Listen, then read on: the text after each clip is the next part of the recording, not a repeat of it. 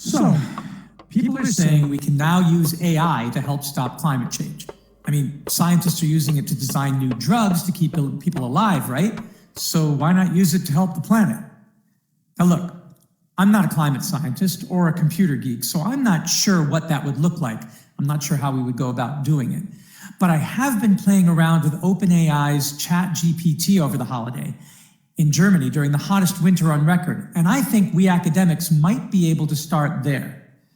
Now, I know, many schools are banning ChatGPT, mainly because the students are using it to write all of their essays for them, and the AI plagiarism checking software that teachers have been using can't detect it because it isn't plagiarism. So teachers can't tell anymore what was done by the student and what was done by the machine. I guess it's kind of like putting the cotton gin in the hands of the cotton-picking slaves instead of the plantation owners. It's literally putting the means of production into the hands of the workers. And clearly, we can't have that. It's obviously a Silicon Valley plot to bring about socialism just before the robot uprising, or something.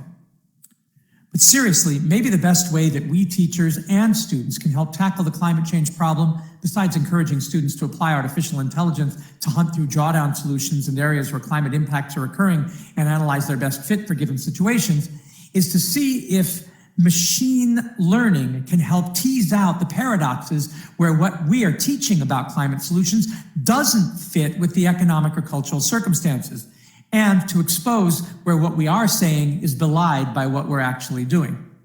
And you know, one of the best ways to point out paradox or to reveal mismatches and logical flaws is stand-up comedy. Stand-up comedy, said to be the one area besides scholarship where climate deniers invariably fail. Because people who reject science and facts and logic simply aren't funny. I mean, they are, but not intentionally. See, recognizing the absurdity of their positions is funny, and revealing hypocrisy is often at the heart of humor.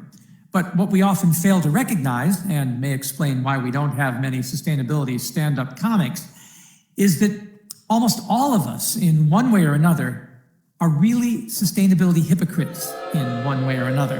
And the other element about finding something funny is that you usually want the joke to be about someone else. Well, that's not going to happen in my classes. It's time we poked a little fun at ourselves as sustainabilists in training.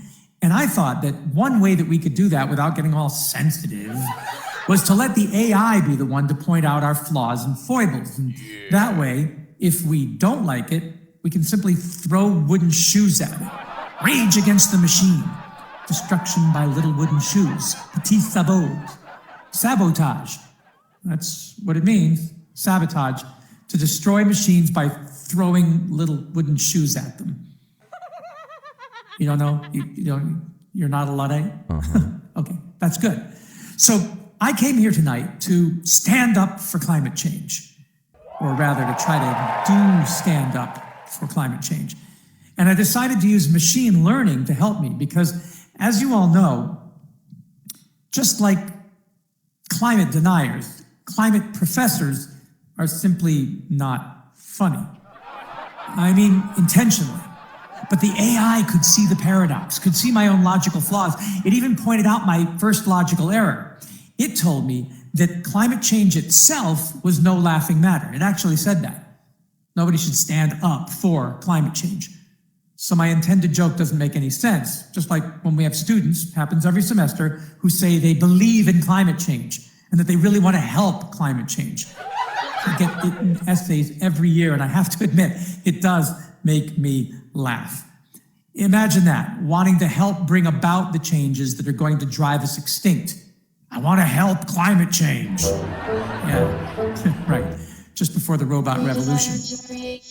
I think the two may be tied together, but seriously, ChatGPT would never, ever make that mistake. And that's how we will know which students aren't using AI to write their papers, because only bad papers will be good from now on. To err is human, said the Enlightenment poet Alexander Pope. By their flaws, ye shall know them. But if we can't get AI to write our term papers, if we're not allowed to use AI to write our term papers, we should be able to use it to provide decent stand-up comedy by prompting it to point out our hypocrisy and paradoxes, right? Nobody wants to make a stand for climate change. What we want is to make a stand against climate change. Okay, then I said, please, ChatGPT, create a stand-up comedy routine called Stand Up Against Climate Change. And you know what? This is what it came up with. And I quote, "Ladies and gentlemen, have you ever noticed how we all say we want to save the environment, but then we go out and buy the biggest gas-guzzling SUV we can find? It's like we want to have our cake and eat it too. We want to save the planet, but we also want to drive around like we're in a climate protest parade. And don't even get me started on the climate deniers. They're like, I don't believe in climate change because it's so cold outside today. It's like, sir, that's not how science works. Just because you don't understand it doesn't mean it's not real. And then you have those holier-than-thou environmentalists who are like, I'm saving the planet by recycling my plastic water bottle. And meanwhile, they're flying all over the world for business meetings. But sure, recycling that little water bottle makes it all okay. You see, it's like we're all just trying to find the easiest, most convenient way to make ourselves feel good about the fact that we're not doing enough to save the planet. The truth is, we all have a role to play in protecting the environment, and it's not enough to just talk about it. We need to take action.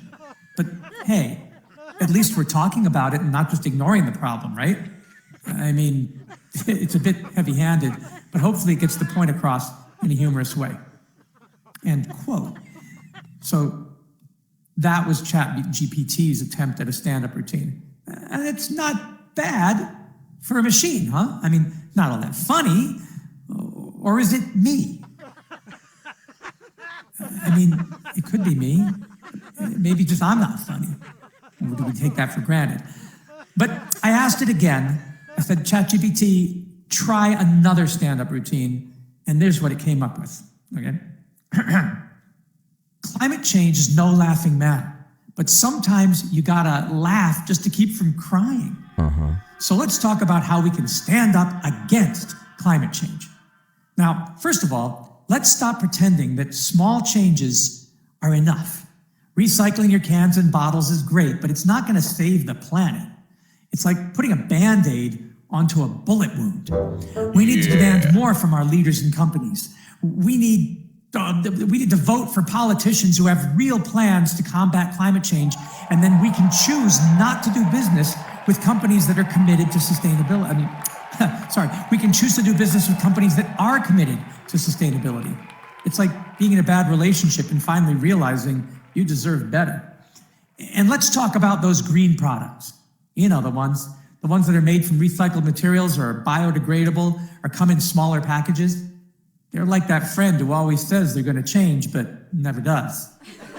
We need to make real changes in our lives, like walking or biking instead of driving or eating less meat. It's like quitting smoking. It's not easy, but it's worth it. And let's not forget the elephant in the room, the fossil fuel industry. It's like that friend who's always causing trouble, but we keep hanging out with him anyway. It's time to cut ties and invest in renewable energy.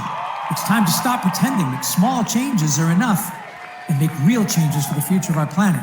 Because if we don't, the only thing that will be left for future generations is a big, hot mess. So that was ChatGPT's second stand-up routine that I asked it to write. Now, that's not bad, but still not all that funny. Or maybe it is me. But it does make important points. So I said, hey, ChatGPT, that was smart, but not so funny. Please try again. Sure, it said. Here you go. So here's the third climate routine that ChatGPT wrote for me. Climate change is a hot topic in more ways than one. We know the planet is warming, but we're still acting like everything is just fine. It's like telling your doctor you want to lose weight, but then eating a whole pizza in front of him. We say we want to help the environment, but then we'll leave the lights on all night, or leave the water running while we brush our teeth. It's like trying to quit smoking, but then lighting up a cigarette while holding an I quit sign. And don't even get me started on those green products. You know, the ones that are made from recycled materials or are biodegradable or come in smaller packages. They're like the diet soda of environmentalism. It's not the real thing. It's not just individuals, it's also the big companies. They'll say they're committed to sustainability, but then they'll go out and buy carbon credits instead of actually reducing their emissions. It's like that friend who says they're going to start working out and then buys a gym membership and never goes. Well, in this case, it's not your health, but the planet's. And don't even get me started on politicians.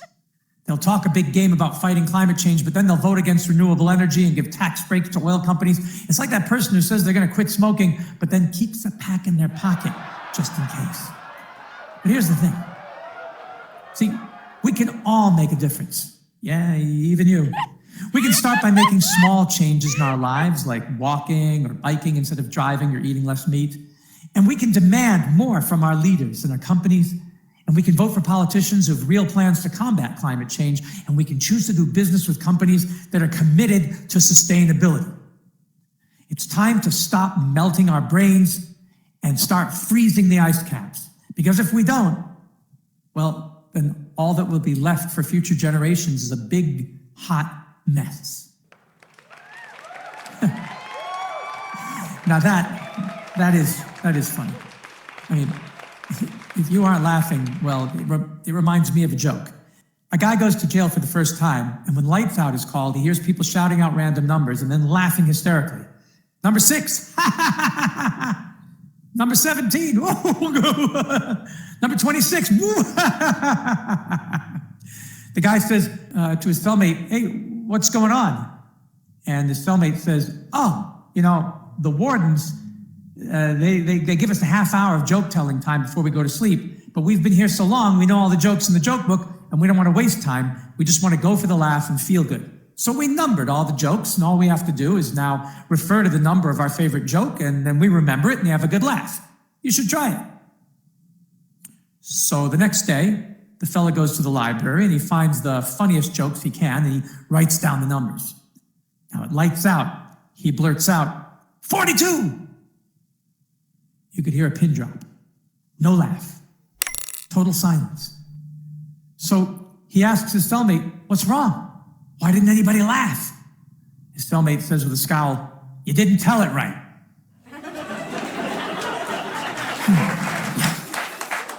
Yeah, well, that sums it up for me.